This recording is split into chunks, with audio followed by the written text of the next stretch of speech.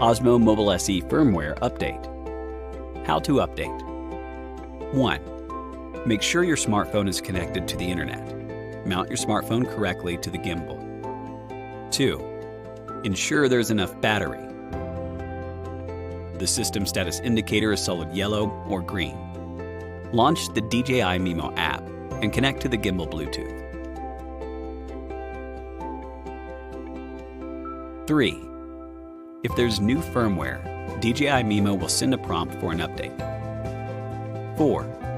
Tap the prompt to download the latest firmware. After downloading, tap to install and start updating. 5. The update takes about 2 minutes while the system status indicator alternates, blinking red and green. 6. After the update, the system status indicator turns solid green, and the DJI Mimo app sends a prompt for a successful update. Update reminder.